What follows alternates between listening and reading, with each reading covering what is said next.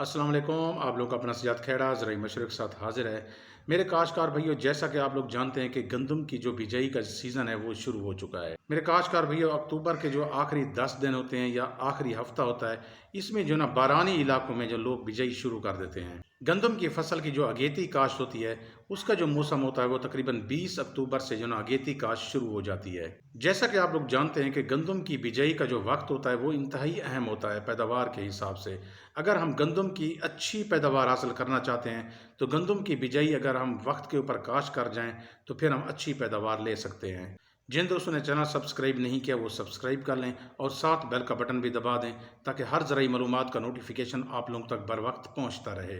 मेरे काश्तकार भाइयों, अगर हम गंदम की बिजाई अक्टूबर के आखिरी 10 दिन या 5 नवंबर तक काश्त कर लें तो ये बहुत बेहतर होता है। ऐसे काश्तकार हजरात जिनके रकबे जिनकी ज़मीनें अभी खाली पड़ी हैं, वो देर न करें, वो अपनी बिजाई शुरू कर दें। काफ़ी सारे काश्तकार हजरात ये होते हैं कि ज़मीनें खाली पड़ी होती हैं, वो नवंबर का इंतज़ार करते रहते हैं कि नवंबर का महीना शुरू हो, उसके बाद जो है ना हम ज़मीन की तैयारी शुरू करें और उसमें बिजाई करें। मेरे काश्तकार भाइयों, अगर आप लोगों की ज़मीन खाली पड़ी है तो फिर आप देर न करें, ज़मीन की तैयारी शुरू करें और उसकी बिजाई शुरू कर दें। मेरे काश्तकार भाइयों, आपने कोशिश करनी है कि 20 अक्टूबर से लेकर 5 नवंबर तक बिजाई अपनी मुकम्मल कर लें। ऐसे काश्तकार हजरात जिनकी ज़मीनें वगैरह खाली पड़ी हैं। बाज़ औक़ात ये होता है कि हम इंतज़ार करें नवंबर का, तो ये होता है कि जब मार्च के महीने में फसल जिस स्टेज के ऊपर पहुंच जाती है, उस स्टेज के ऊपर दाना बनना शुरू हो जाता है, सिट्टे की भराई शुरू हो जाती है। मेरे काश्तकार भाइयों, बाज़ औक़ात ऐसा होता है कि जब मार्च के महीने में फसल पहुंच जाती है तो उस स्टेज के ऊपर जो ना बाज़ औक़ात गर्मी ज़्यादा पड़ जाती है, टेम्परेचर ज़्यादा हो जाता है। ज़्यादा टेम्परेचर की वजह से एक तो पॉलिनेशन का अमल है वो मुतासर होता है, दूसरा ये है कि सिट्टे की भराई सही तरीके से नहीं हो सकती।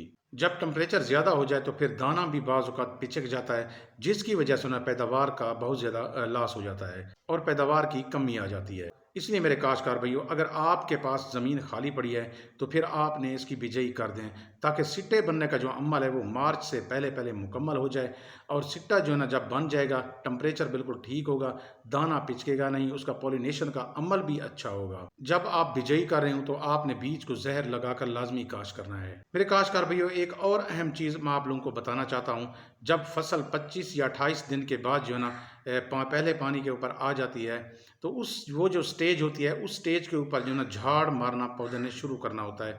यानी बिजाई के 25 दिन के बाद जो है ना पौधा इस हालत पे पहुंच जाता है कि उसने जो ना अब झाड़ मारना है। मेरे काश्तकार भाइयों, जब फसल 25-28 दिन के ऊपर पहुंचती है तो उस वक्त फसल के जो पत्ते होते हैं वो तकरीबन 3 से 4 हो जाते हैं और उसकी जो जड़ के ऊपर जो शाखें होती हैं वो तकरीबन 6 होती हैं। ये वो स्टेज होती है जिसके ऊपर जो ना पौधे ने अपना झाड़ बनाना शुरू करना है। मेरे काश्तकार भाइयों, इस स्टेज के ऊपर, इस झाड़ बनने के स्टेज के ऊपर, इस शगुफा साजी की स्टेज के ऊपर पौधे को नाइट्रोजन की बहुत ज़्यादा ज़रूरत होती है। इसलिए मेरे काश्तकार भाइयों, आपने इस स्टेज के ऊपर जो ना 1 बोरी यूरिया और 6 किलोग्राम जो ना आपने 27% या 33% जिंक को मिक्स करके आपने उसका छटा लगा देना है।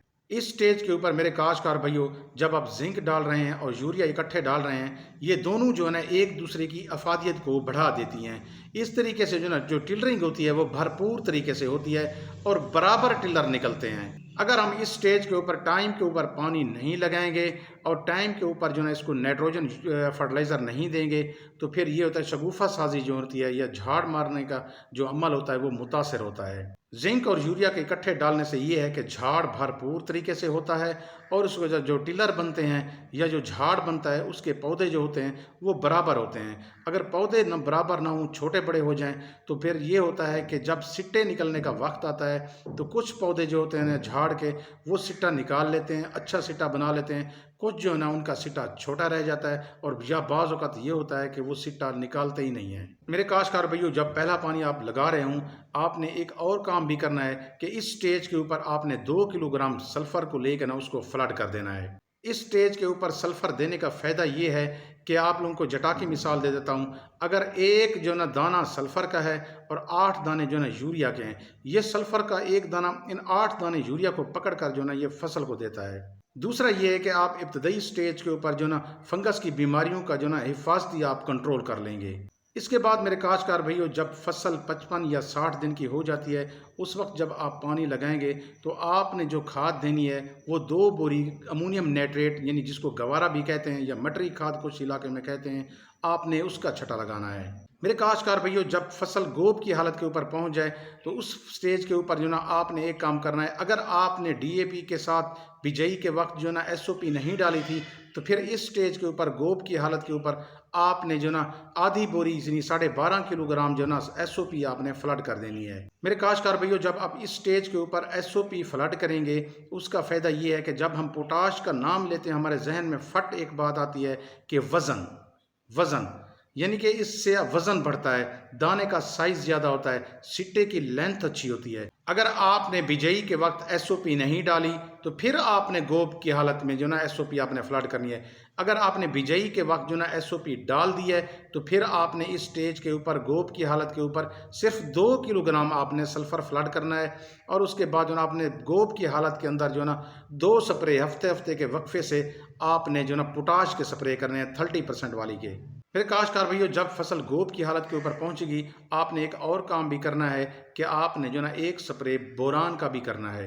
बोरान के स्प्रे करने का फ़ायदा ये है कि सिट्टे की जो ना वो भराई मुकम्मल होगी। बोरान की वजह से पॉलिनेशन का जो अमल है वो बेहतरीन तरीके से होता है और जल्दी होता है। आप लोगों को पता है कि आगे जो ना मार्च के अंदर जो ना टेम्परेचर बढ़ना होता है, इसलिए आप बोरान का स्प्रे करेंगे कि जल्दी जल्दी उसकी जो ना पॉलिनेशन होगी और दाने बनने का अमल शुरू हो जाएगा और सिट्टे की जो ना भराई वो जल्दी होगी। मेरे काश्तकार भैया, ये चीज़ें हैं जो आप लोग इस्तेमाल भी करते हैं, ये यकीनन इस्तेमाल करते हैं, लेकिन मैं आप लोगों को सिर्फ याद दहानी करा रहा हूँ। ये चीज़ें आपने लाजमी करनी हैं ताकि आप एक अच्छी और भरपूर पैदावार हासिल कर सकें। उम्मीद है काश्तकार भाइयों, आप लोगों के लिए वीडियो मालूमाती होगी। मुझे दुआओं में याद रखना। मुझे दीजिए इजाज़त। अल्लाह हाफिज़।